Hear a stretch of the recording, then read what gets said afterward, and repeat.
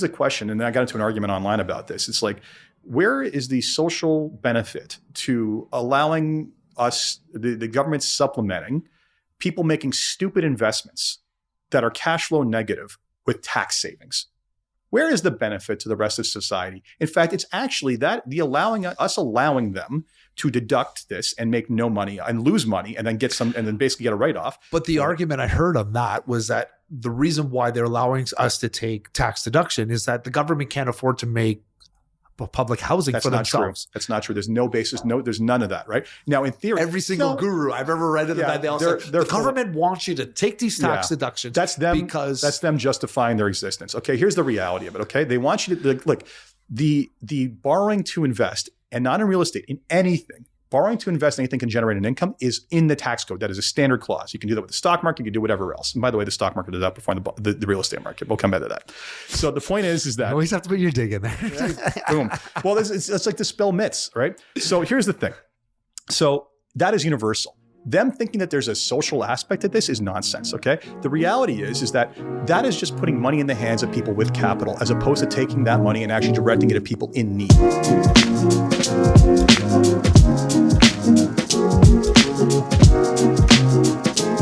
Welcome to the DC Talks podcast. I'm your host, David Chinelli. I got a special guest with me today, my good friend, Jason Pereira. Special. I feel special. Thank you. Yeah. Hey, Jay, how are you? Good to see you, Dave. Little tidbit. I think the first podcast I did was with you.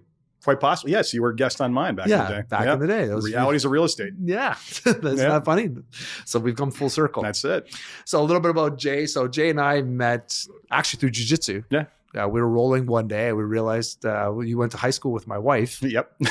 And we was like, holy shit. And we went back and then we realized, and then we became really good friends. Absolutely. That was what, 15? No, maybe longer than that. Oh my God, is it really? It was before we were married. Yeah. No, we've been married 15 years. You were married for like a year or two, right? No, we weren't married yet. Maybe. So No, we met around the time you got married. Yeah, so about 15 years ago. Crazy. So I know, crazy. So yeah. Used to be a football player. Used to go to way back with rival schools. So you had to go Michael Power, right. St. Mike's. Right. So we should have not been friends, but we were friends. we got past that stuff. We got past that stuff. So a little bit about Jason. So Jason, you are a financial planner, I guess, by trade with a million letters beyond your name. I don't even know. Do you even know how many degrees you have? 2 degrees, 10 designations. Yeah. Not bad, eh? Yeah, they add up over time. And how long have you been doing this for? So I got into the industry as a co-op student at age 17. I became an advisor in 2022. So funny story, I've actually spent more years in the industry than I've spent out of it. Wow. It's just crazy. Yeah. Do you like it? Love it. Otherwise, would have wasted the last 20 plus years. Yeah. But how did you decide you wanted to be a financial planner? How did you get into that? So it was, there's two parts to this story. The first part is where basically I walked into my co-op department saying, I don't know what I want to do with my life. And I don't want to go to university and blow a bunch of money on a degree that I'm never going to basically spend time in that industry and just have to go back and do something else.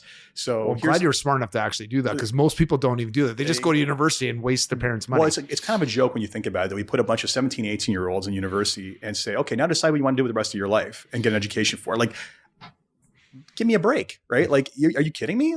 They don't know the world. How are they supposed to make that choice? And then it's no surprise that people end up in countless different careers that they never trained for, right? No surprise.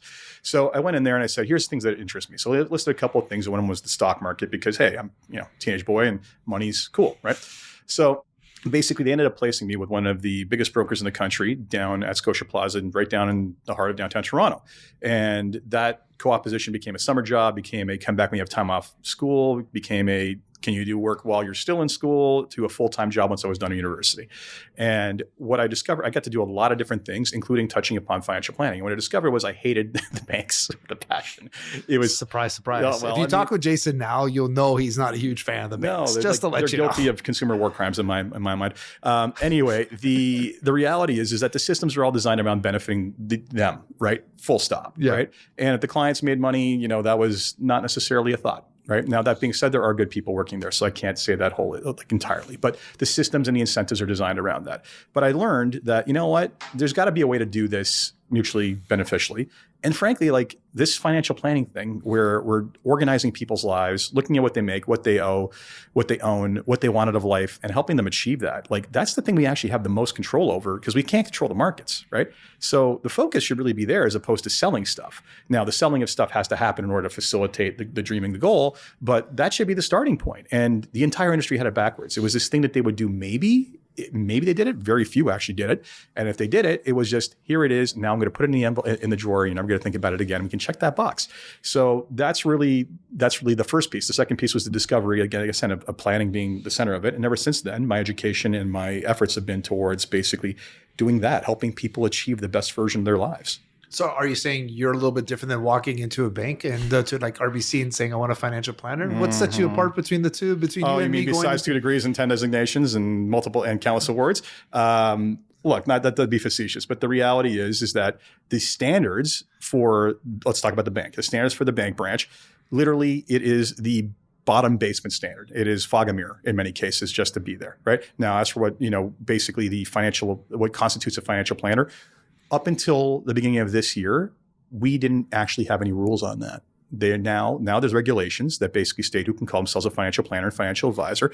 Unfortunately, the level for proficiency completely missed the mark, and the banks are actually going to be exempted from this entire thing to some degree. But trust me, I spent a bunch of time in regulatory lobbying. It is the most frustrating part of my life. But what it comes down to is this: you cannot trust a label. Even though there's title protection, you cannot trust a label. You need to do your homework on who it is you're dealing with. Look at their credentials, look at their background, look at what they ask for, samples of the work they're going to do, talk to people who've actually worked with them, and see if the claims match the experience. And that's what you want to do. Because frankly, the bar is barely existent, quite honestly. And at the bank level, here's what the bank is all about: massive churn. It's all about how many people can we process through one person, because that's the math. Is I need to get the cost of distribution down to the lowest possible number in order to make money off small clients. Right. So the reality is, you go there. Don't get me wrong. I've met good people there. I've usually convinced them to leave. But in reality, the reality is their incentives are towards selling your product, not towards planning. They may be told to plan, but they're not given the time or the tools to do it. So the reality is you're just a number to them. Yeah, that's kind of sad. It is.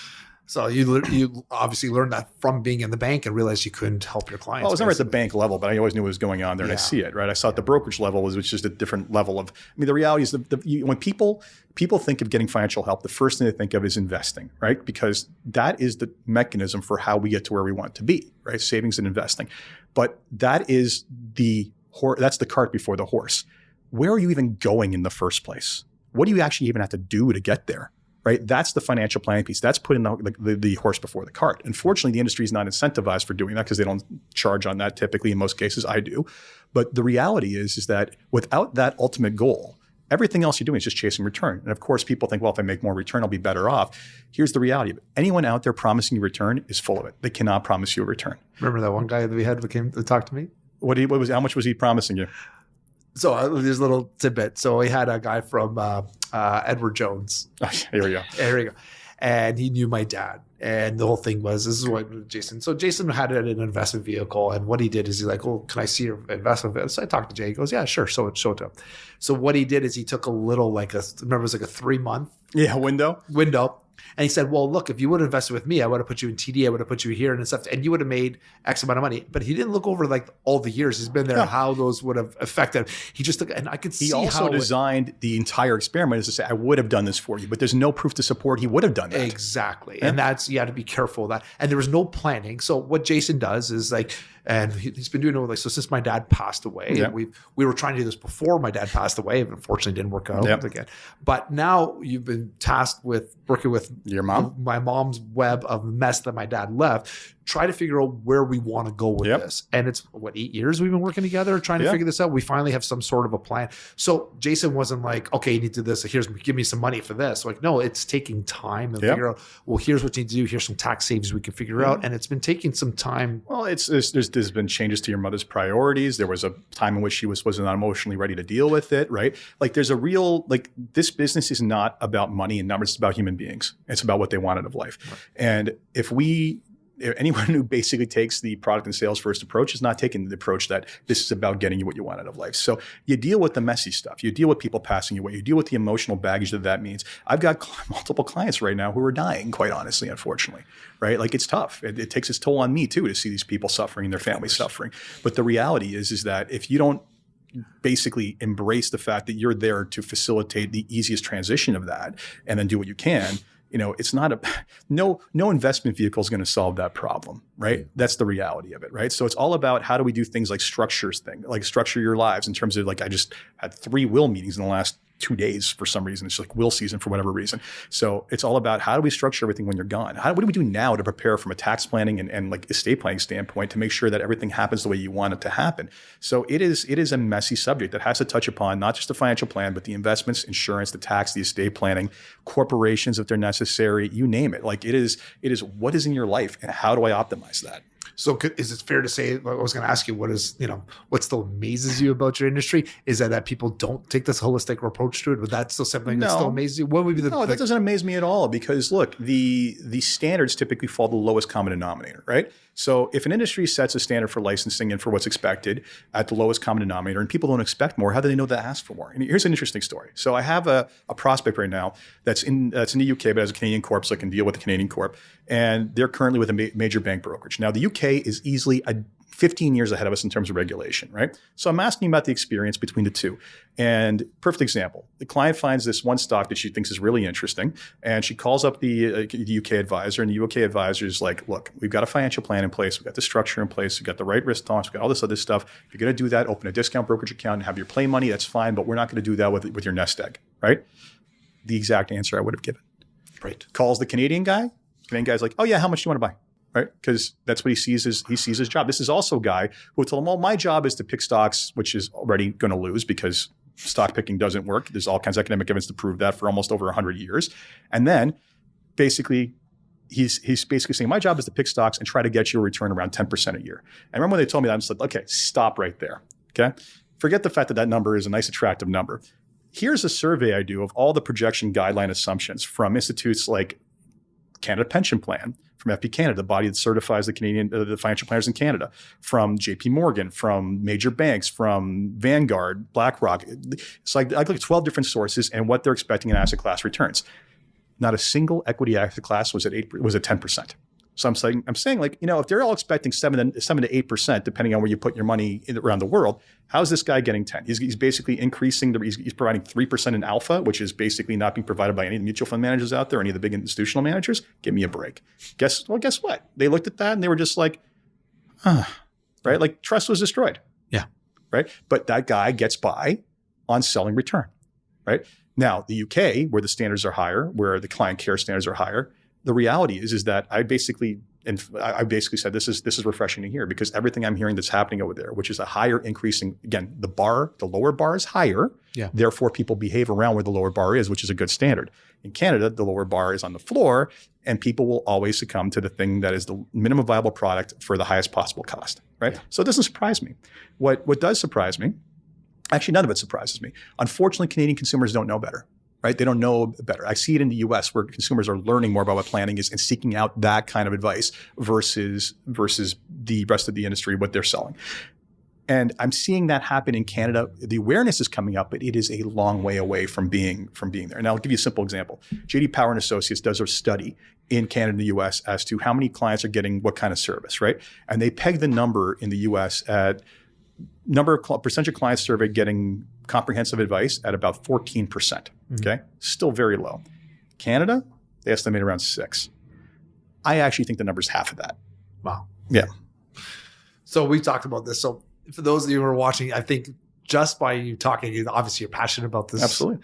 And we've had lots of back and forth about stocks versus real estate. So we're going to talk about this now because listen, I'm a realtor. Yeah. DC Talks podcast. So Jason, somebody comes up to you and says, I only want to invest in real estate, right? Why is that? I've made generations worth of wealth. How you can't help me? I'm just going to invest everything in real estate. What do you say to somebody like that? So first off, there's a number of things. And this is probably, I think back to the Twitter argument I had last week about this. Look, first off, there's a familiarity bias, right? That person's biased something they're used to. That's a normal behavioral bias. So it's not surprising they think that, especially if it's self-reinforcing. I did something, I was successful in it, therefore it works, right? They're not looking at the rest of the universe of options. There is no blessed asset class in this universe that is the one thing to buy, right? Because that real estate guy thinks that the crypto guy is crazy, but the crypto guy thinks the real estate guy is crazy. And the dividend stock chasing guy thinks the rest of you two are crazy. And the gold stock guy thinks, you know what? You're all the same level of crazy. It is thinking that there's one thing that is going to work always. It's not true. Now, these one things can go on for long periods of time and be better than anything else, right? I mean, the reality is look at the Toronto real estate market the last 15 years. People think that's normal. That is unprecedented. Go back and look at data going back 100 years and you don't get that pop. So the people that are not following, they say there's US followers. We've basically seen little dips. Oh, if you're in the US, you think your bubble's nothing. Yeah. We make year 2008 look like child's play. Yeah, like we've been constantly increasing. And one of the things Jason and I have talked about in the beginning, especially when I became a realtor too, is like people just think it's constantly going to go up. Yeah. Constantly going up. And we're like, no, that's not true. You haven't talked to a good realtor or somebody, or what is the one thing we've talked about? Like, and it said like, this person wants to buy this real estate. They lost a shirt. They didn't do what? They didn't do the math. They didn't do the math. Oh my God, the number of times. So we would for years do this. We still do this. Clients would come in and say, I want to buy an investment property. And I would say, listen, okay, impartial to conversation. Let's have a conversation. Let's the math speak for itself. And with a whiteboard and a calculator, I would prove them that they were going to lose money. Right? They'd be like, I'd say simply, have you looked at any places? And they'd be like, yeah, I saw this condo. It's blah, blah, blah. It's like $500,000. Okay, great. $500,000. All right. Condo fees it's brand new. Condo fees are low, but they're going to go up. Like historic maintenance costs, call it around 1%. Well, actually, it's around 3%. Well, fair enough. Sure. Okay, fair enough. So you're being conservative. I'm being conservative, right? So let's call it 1 to 3% depending on the property, right? So being conservative, 1% bare minimum. All right. So then you're on to, all right, what about the utility costs on top of Taxes. that? Fine. Taxes, right? Like the property taxes before we even get to the income tax, right? Yep. And then it's like, okay, so now you got the mortgage payments. Your mortgage principal repayment is you basically making money. So we don't count that. We count the interest, right? We still count the principal as payment as part of the cash flow equation, but from a profit equation, we don't count it there. And then I basically look up what the rent is in the area and I put it up there. And the number of times that I would show them that they were A, cash flow negative and B, losing money.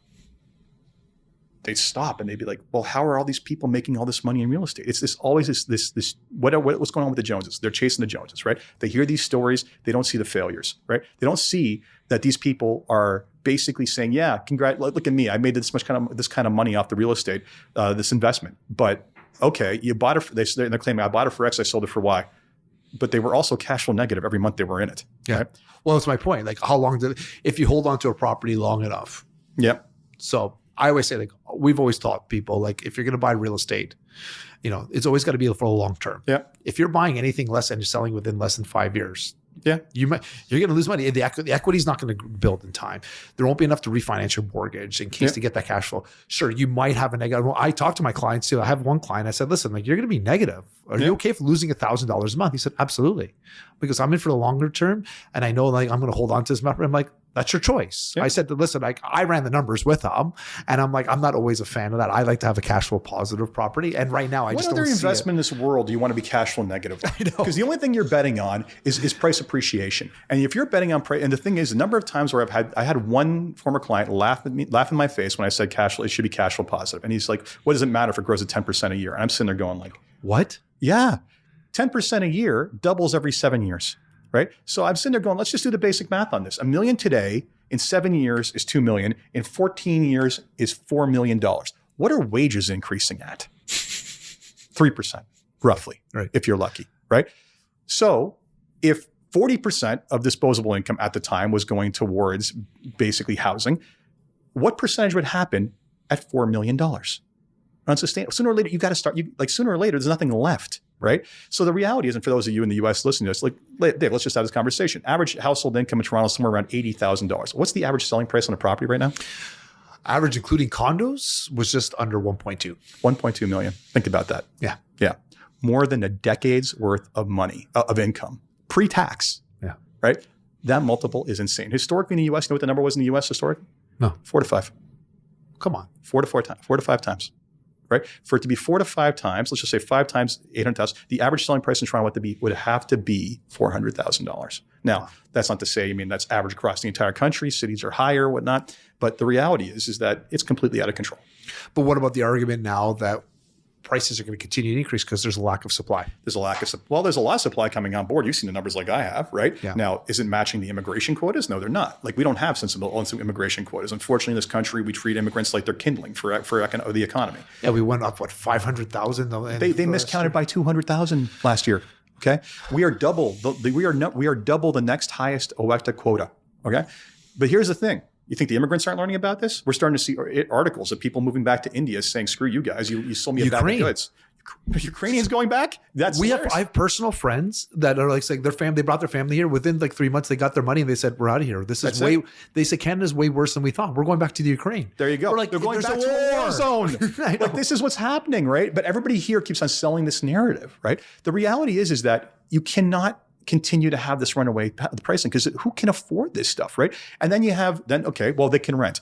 Well, but the freaking landlords are cash flow negative right now, right? Ben Rabideau, for anyone who follows his research, he's a great researcher. He's a great analyst in the real estate space in Canada. He's got this little index on basically if you were to buy a Toronto condo with the minimum down payment, and where the rents are, where will you be? And you're negative like $2,000 a month or something like that. It's like insane. Right. And, we were just having a story about one of your clients who basically said, well, at the price that we can rent it at, we wouldn't make money. Exactly. It's called math.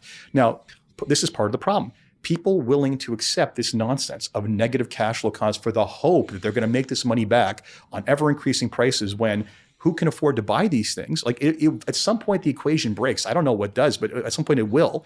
And so basically they're just throwing good money after bad in that regard. So what about the case that somebody might need to lose money on a monthly basis for their income statement, so to pay back the government? So the entire so basically I need to lose money otherwise so I can save on taxes? Yeah. Well, here's the thing. CRA is starting to send out letters saying, oh, you're basically running a rental property. Well, that's a business. You're losing money every year? Send us a plan for how you get a break even in the next 5 years and make money. Seriously? That's just happened. Wow. Yeah. Now, that said, I don't know if there's a legal basis for them to deny. Like, if there's a business that's going to lose money that has no hope of making money, they're within their rights to basically disallow those deductions. Now, have they done that in real estate? I haven't seen that happen yet. But wouldn't it be more than just one rental property to have to be in order to be? Nope. Really? Yeah. Well, because right now it's like I'm just thinking in my head. I have 3 rental properties. I have 2 more coming up, but 2 of them are they're mitigating because the problem we had was cash flow. Yeah. Right. It was like one of the properties we had. The other 2 are making money, but the one we had, the Yonge and Eglinton, was on a line of credit. We paid $380,000. This is how I don't understand how people are making money. And I am on a HELOC, so home equity line of credit, which is variable. And I have a good deal with RBC, so I'm basically at prime. Yeah. Right. With that 4% increase, I was making $700 a month. Now I'm losing $1,000 a month. I want to sell it eventually, but I have a client and tenant in there. I increased, and because the property was built after November 15, 2018, I was able to increase my rent, and there's no rent control.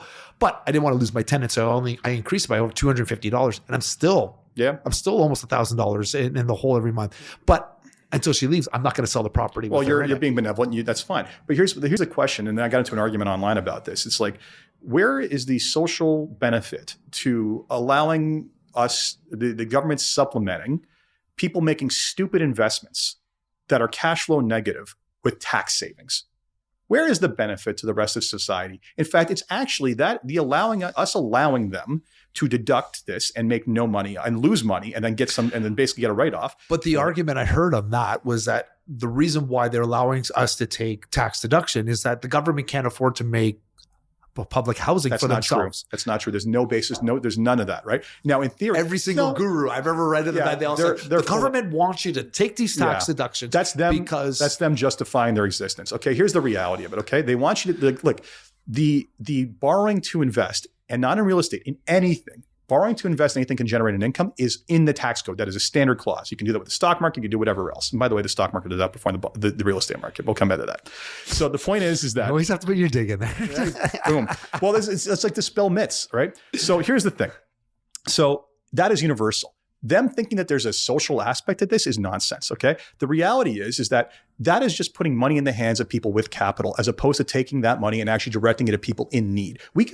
Did you hear about the refugee crisis going on in Toronto now? No. The subsidies for refugees, that pool of assets is run out. And now you have tons of refugees. Literally, there's not even enough homeless space, shelter space. These people are sleeping on the street, right? So we can't even house our refugees now.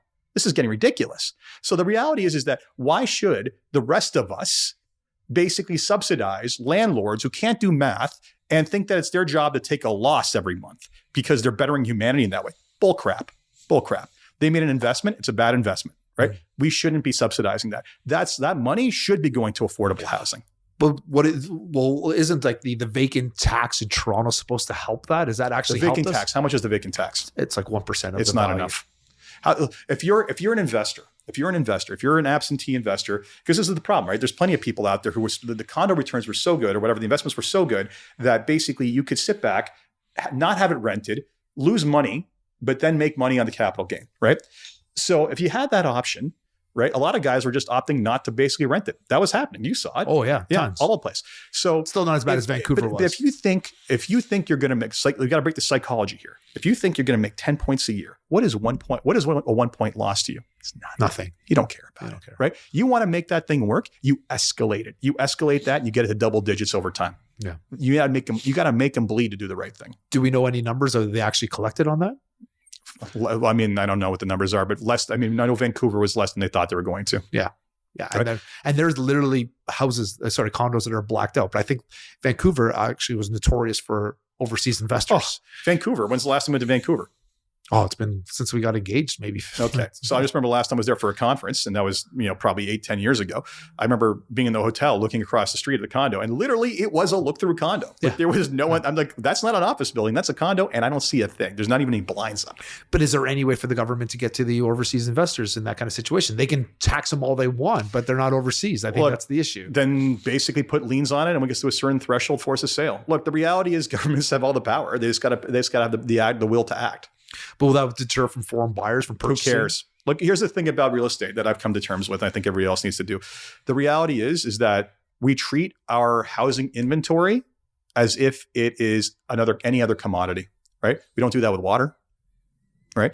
This is a fundamental resource that we need for humanity to exist and to basically flourish, right? And we allow all kinds of ridiculous shenanigans and things to be taken off the market. Look how much damage Airbnb has done to downtown cores. Right? This is a complex situation. I don't have any answers for this, but I'm telling you right now, the reality is that we're going to detract from foreign investors coming here and driving up prices with no intent on actually using that housing and therefore exacerbating our housing crisis. Then why would we let them come in the first place? Yeah. That's ridiculous. And if we want direct foreign, here's the thing, there's a difference between foreign investments, a thing that everyone tries to attract, but for what purpose? Direct foreign investment in industry is fantastic. Direct foreign investment in passive assets doesn't benefit us. No, doesn't benefit. Well, I think that's one of the reasons why that, we've heard like a lot of this, a lot of people say in the beginning, like Toronto was, I guess, quote unquote, for metropolitan city was a bargain. And because they had these lax laws, they allowed the barriers of entry to get in here have been very low. And there wasn't any tax situations that would hinder, penalize for people giving vacant. But also, I mean, when's the last time you flew into Toronto?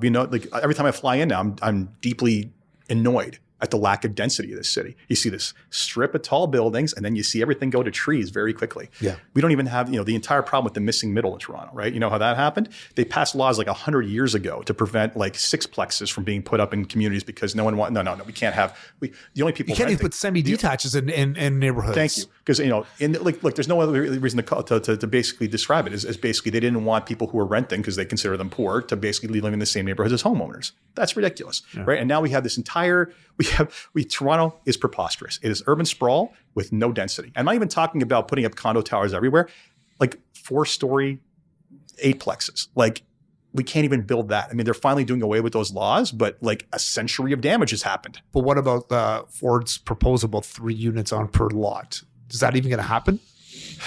The problem, so you can create that law, but then the problem is you try to get anything built in the city. No, it's impossible. We're down the street. We're down the street from an old theater, right? Okay, that condo is now being put up. How many years was that condo supposed to go up? Oh, many years. Like more than a decade. More than a decade, the community fought it, right? What even here on Dundas? It took 3 builders because they kept getting denied for low rise, and they were only 6 stories. That's it. It took a building being built almost adjacent to a property where no one was complaining for them to set precedent to actually do that. I still remember parking on that street and seeing basically like, "Don't block our shade signs. Don't block our sun signs." what? Yeah. Right. Like, I get it. No one wants to have their community change, but we need like, look, this is Bloor Street, man. This is a freaking subway lane. Density needs to happen here. And everybody fights it. Yeah. Can't change the community. Okay. Can't change the community because you got yours, right? Is what you're saying? Yeah. Yeah. Drives me insane.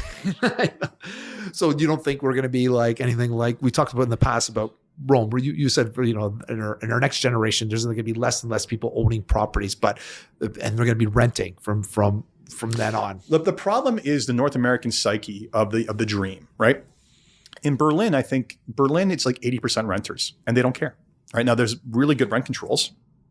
Really good renters' rights. Right, like you can live in a place basically as long as you want. Right, you have more protections. There's certain standards. I think there's certain standards for upkeep. So there's really good protections for landlords that basically make renting an attractive option because it's less capital intensive and you can basically live your life the way you see fit. Fine. But in North America, we have this myth that renting's just burning money. That is a myth of anyone who's never done math on owning a home, right? You own a house, you know how much money you burn on that place. Don't right? ask. It's like ridiculous. Everybody's like, oh look, but the mortgage payment is less than my rent. Taxes, maintenance, utilities, anything goes wrong, right? I mean, we've both done renovations. We know what the cost of upkeep is, right? And if you don't renovate, your property just does not keep up with the pace of value. So the reality is we have this dream that everyone should be a homeowner, right? You're not going to be. Now, will we get to something more like New York where people in New York City accept the fact that they're going to be renters, not majority, but a bit of substantial of them? I think that's the reality of it. But we have this entire generational crisis of people thinking they're like in this city, you're still a failure if you don't own. Wow. All right. So there's a lot to unpack. No kidding. We can keep going. I know we're actually starting to run out of time here, and I know you got to get going. Get going. So with the financial planning, moving forward, so as we're getting close to wrap up here, any piece of advice you would give to somebody like a young person starting would you start financial planning early? Like at what stage would home ownership be part of that plan? What would you suggest? Yeah. So the reality is that first off, and whenever you're dealing with a professional, they're trying to sell you something. So simple analogy. If you go to a doctor and they prescribe a treatment to you before they even talk to you and diagnose your situation, what's the term for that? Malpractice? Bingo. But that's how the industry basically operates. Right? Oh, I met with you. I talked to you for 5 minutes. Here's a product. Okay. If you had that experience, run away. What you want to do is find someone who actually prides themselves on financial planning and is actually to give you advice. Now, yes, the products will come as part of that. They should also be very transparent on how they're compensated and everything. Now, how it benefits you and where to get started. If you are basically a young person and you need advice, absolutely. Start talking to maybe your parents' people. See if they're good people to work with or not. And even if you're straight out of school, there's all kinds of this is not about saving for retirement. People think about that. I think that's what it is. No, this is about every aspect of your life. So when you graduate school, what are your concerns? You're getting your first job. You get sent the package for your pension and for your benefits. You don't know what the heck to put in there. Your advisor can help you with something like that. You ask for the planning stuff. You may be carrying student debts. What's your plan for getting out of there? What's your plan for saving for a down payment? Good luck in this city, unfortunately. But the reality is, put together a plan. What are the nearer term goals you got to take care of? You should probably, if you don't have disability coverage at that age, you desperately need it because your most valuable asset is your ability to work. So someone who can help you navigate through the stages of that sort of stage of life is important. Now it's harder to find people because you're starting off with zero and you got to pay for it. But there are people out there that will do it. And there are practices like mine where we make sure that the kids are taken care of, right? So that's the first thing. So absolutely it's a value. And then that a good planner will, they're not going to produce a 100-page financial plan for you in that situation because it's overkill, right? But they can get you set up on the right foundation. And then as bigger things happen in life, as you get married, if you get married, as you buy that first place, as you have your first kid, as you have all this stuff, sooner or later, the moment for that comprehensive work becomes necessary, right? Mm-hmm. But there are, even the simplest case of someone who's a new graduate, there's a bunch of check boxes that need to be hit to make sure that you're setting yourself up for success. Damn. That was quite the wrap up.